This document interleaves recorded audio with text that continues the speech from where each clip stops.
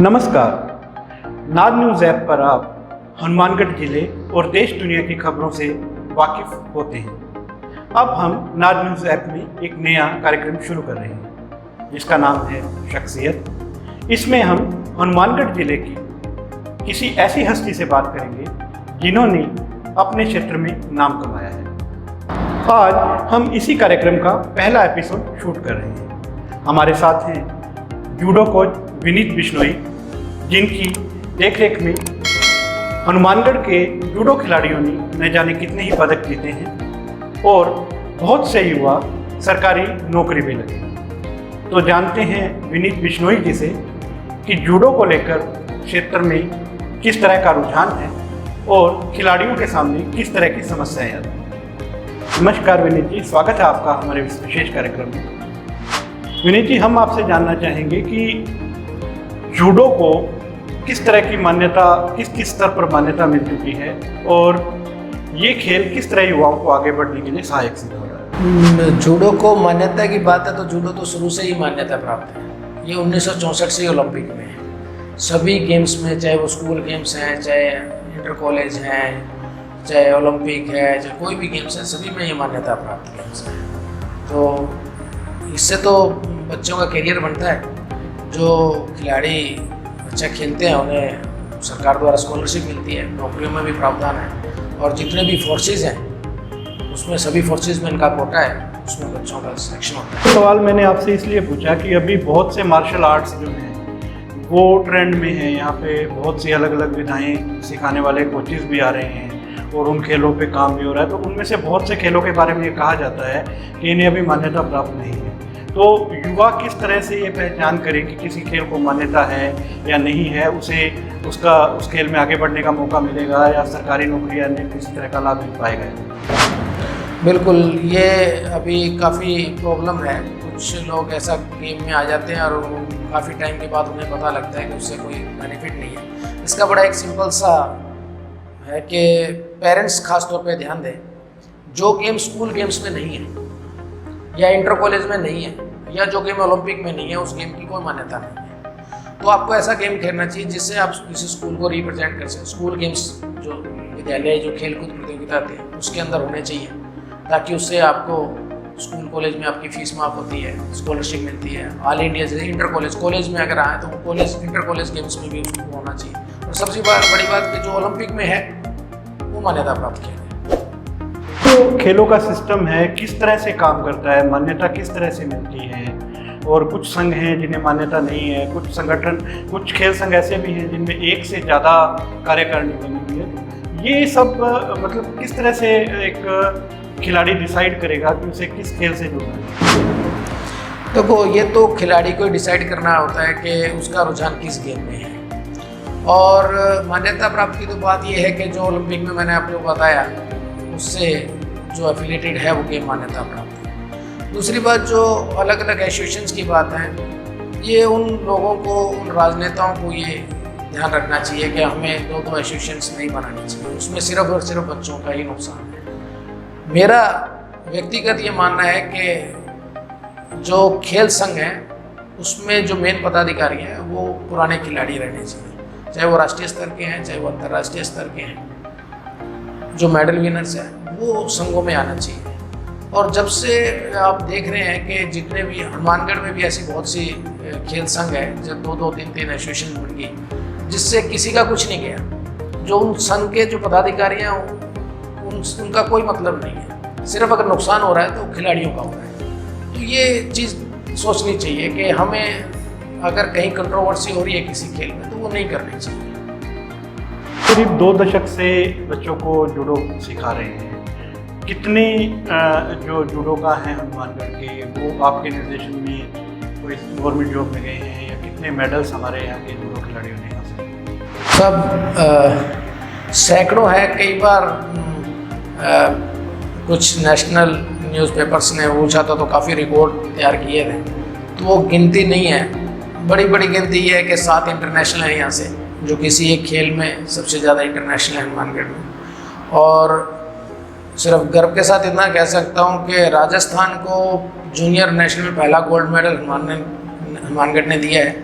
All India में पहला gold medal Hanumangarh ने दिया है, स्कूल नेशनल ने पहला गोल्ड मेडल हनुमानगढ़ ने दिया है, सीबीएसई नेशनल में भी पहला गोल्ड हनुमानगढ़ ने दिया है। और बहुत खिलाड़ी हैं जो हमारे शारीरिक शिक्षक हैं, बहुत खिलाड़ी हैं जो फौज में हैं, और सभी उसमें हैं लगभग। तो ऐसा कोई कोरम या कोई खाना नहीं है जो खाली हो, सब फुलफिल है।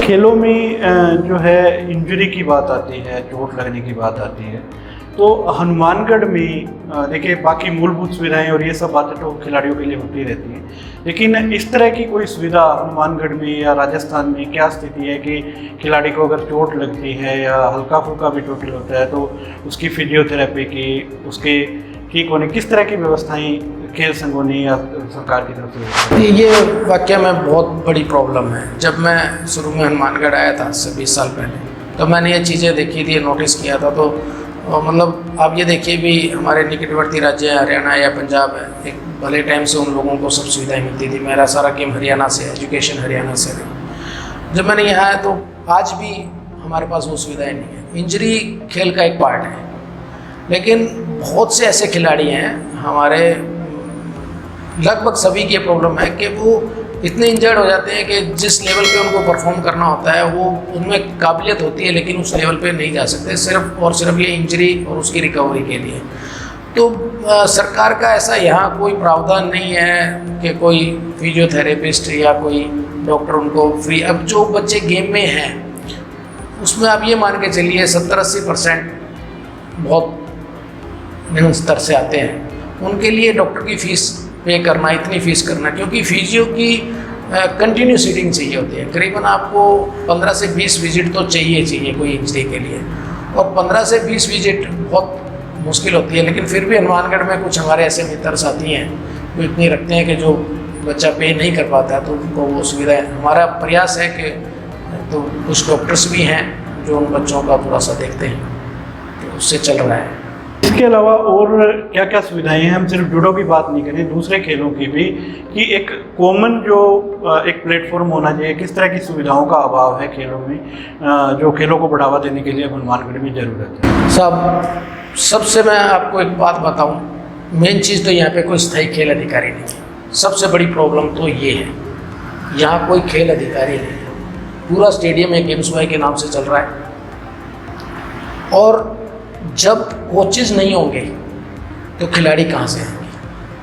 आप ग्राउंड पे कितना मर्जी पैसा लगा दीजिए, उसमें खिलाने वाला टेक्निकल आदमी तो हो। दूसरी जो चीज़ें हैं, जो वेरी सॉरी टू से कि जो भी प्रैक्टिस करवा रहे हैं वो अपडेटेड नहीं है, और जब तक आप अपडेटेड नहीं हैं तो आप खिलाड़ियों को उस लेवल पे नहीं ले जा सकते।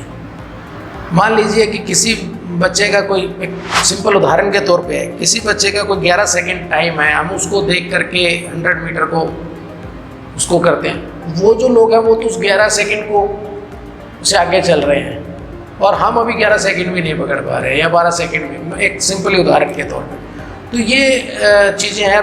अब जितने भी गेम हैं, लगभग सभी गेमों के नियम चेंज हुए हैं, बहुत लेवल पे, बहुत बड़े लेवल पे चेंजेस आई हैं, लेकिन हमारे यहाँ के खिलाड़ियों को वो पता ही नहीं लगता है, क्यों यहाँ कोचेज़ नहीं है। कोचेज़ ऊपर जुड़े हुए होते हैं, उन तक वो चीज़ें आती हैं, वो आगे बच्चों को बताते हैं। जब हमारे बच्चे जब खेलने जाते हैं तो वहाँ उन्हें पता लगता है कि ये तो नियम में नहीं है, तो वहाँ जाकर के उसकी परफॉर्मेंस बहुत डाउन आ जाती है। ये एक सबसे बड़ा कारण है। यहाँ पे खेल अधिकारी हो सबसे पहले तो, फिर सभी गेमों के, जब इतना बड़ा स्टेडियम है, आप ये देखिए शहर की बेशकीमती जगह पे एक स्टेडियम है, और वो चारों तरफ स्कूल कॉलेज से घिरा हुई जगह है, और करीबन वो 40-45 बीघा ज़मीन के करीब है, और सभी ग्राउंड भी अब तो लगभग तैयार हो रहे हैं, लेकिन फिर भी वहाँ कोचेज़ नहीं है। और ये बड़ा दुर्भाग्यपूर्ण बात है, यहाँ पे इतने सालों से कोई कोच नहीं है। यही सबसे बड़ा यहाँ पे करना है कि खिलाड़ी आगे नहीं निकल पा रहे हैं। अगर राजनेताओं को खेलों से दूर कर दिया जाए, उसकी बजाय महासंघों की भागदौड़ जो है वो खिलाड़ियों और कोच के हाथ में रहे, तो क्या स्थिति में सुधार हो सकता है? देखिए, मैं ये नहीं कह रहा कि भी उन्हें बिल्कुल ही दूर कर दिया जाए।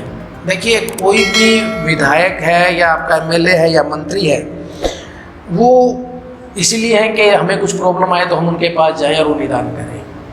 और हमारे यहाँ पे चौधरी विधायक जी विनोद कुमार जी ने जूडो हॉल बना के दिया, और भी गेमों में बहुत मदद की है, काफ़ी गेम्स में वो जाते रहे हैं। पर मेरा ये मानना है कि जो एसोसिएशंस हैं जिसमें करीबन सेक्रेटरी पद वगैरह हैं या जो मेन सेक्रेटरीज हैं डिस्ट्रिक्ट लेवल पे, वो खिलाड़ी के पास वो एक पर्टिकुलर नेशनल लेवल का प्लेयर जरूर रहना चाहिए, ताकि उसे बच्चे की क्या ज़रूरतें हैं, क्या कमियां हैं, वो बता ज़्यादा अच्छे से बता सकता है।